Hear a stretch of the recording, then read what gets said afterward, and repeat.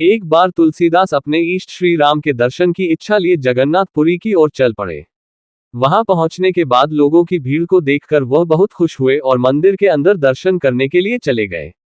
लेकिन जैसे ही उन्होंने श्री जगन्नाथ जी को देखा और अचानक ही उनके चेहरे पर निराशा छा गई और वह बाहर आकर मन में सोचने लगे कि शून्य इतनी दूर आना भी मेरा बेकार हुआ, क्योंकि यह बिना हाथों के मेरे इष्ट नहीं हो सकते हैं।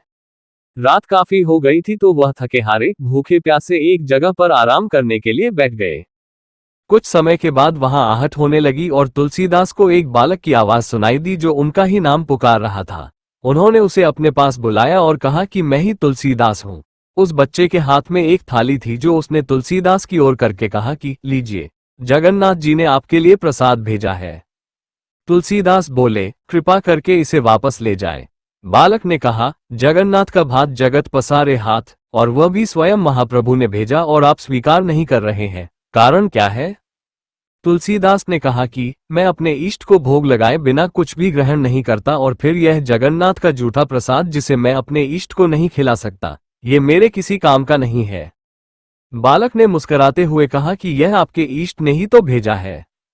तुलसीदास बोले, ये बिना हाथों वाला मेरा इष्ट नहीं हो सकता। बालक ने कहा कि आपने श्रीरामचरितमानस में तो इसी रूप का वर्णन किया है।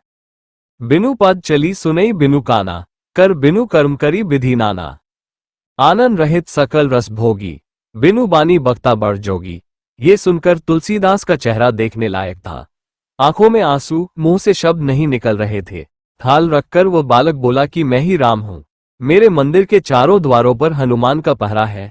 विभीषण नित्य मेरे दर्शन को आता है। कल प्रातः तुम भी आकर दर्शन कर लेना।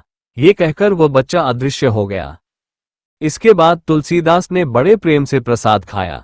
सुबह होने पर मंदिर पहुंचने पर उन्हें भगवान जगन्नाथ, बलभद्र और सुभद्रा के स्थान पर श्री राम, लक्ष्मण और माता जानकी के भव्य दर्शन हुए। भगवान ऐसे हैं कि उन्होंने अपने भक्त की इच्छा पूरी की।